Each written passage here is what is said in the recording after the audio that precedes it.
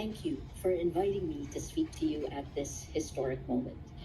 I was really looking forward to coming back to the University Chapel. I was hoping it would remind me of T.S. Eliot's tradition and the individual talent, that the latest novel you read is affected by Shakespeare and your understanding of Shakespeare is changed by the latest novel you read. But it would have been an incredible time to look at Princeton again. It's so disappointing not to be on campus, but I'm so proud to be speaking to the graduating class of 2020. This is a time when creative destruction takes new meaning. You are standing at the rubble of the world my generation created. The upside, your class will be among the first to have a freer hand to imagine and create the world as it should be, more compassionate, more equal, more sustainable. Our editorial agenda at Rappler, the news group I helped create, focuses on our global battles for climate change, for truth, and of course, against this virus.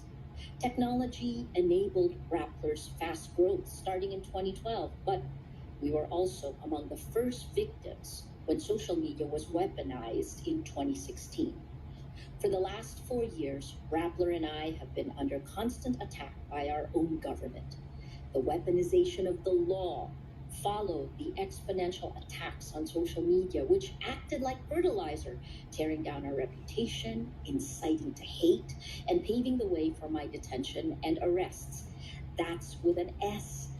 I posted bail 8 times so I could keep working, and Rappler and I have paid more in bail and bonds than Imelda Marcos, who's been convicted in at least 4 countries. My lawyer, Amal Clooney, says the cumulative penalty for all these politically motivated charges is more than 100 years in prison.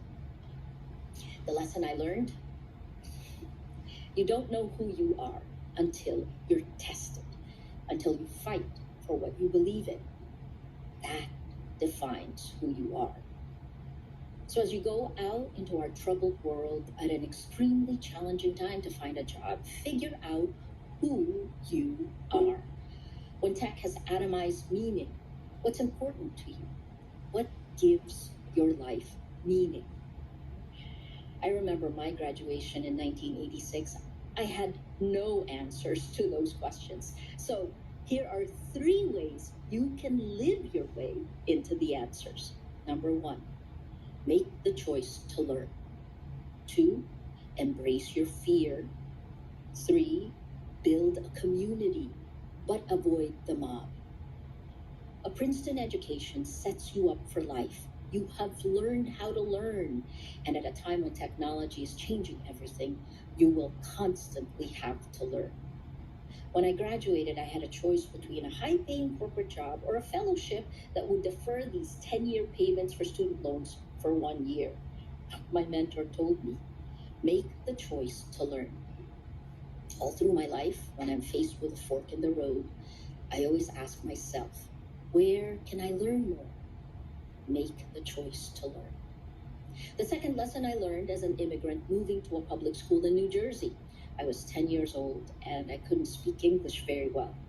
I'm a really shy person, and I hid the first year or so until I realized that we are our own worst enemies, that our fears prevent us from being our best selves.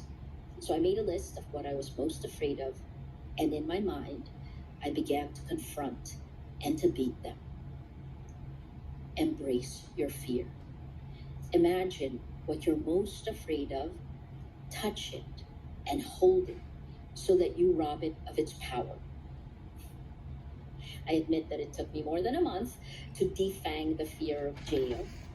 I hated that the baton was passed to me at this moment in time, but I also knew I wasn't going to drop it. I think that's where courage comes from. Finally, beware the mob. This is the worst of human nature, and social media mobs have become the norm.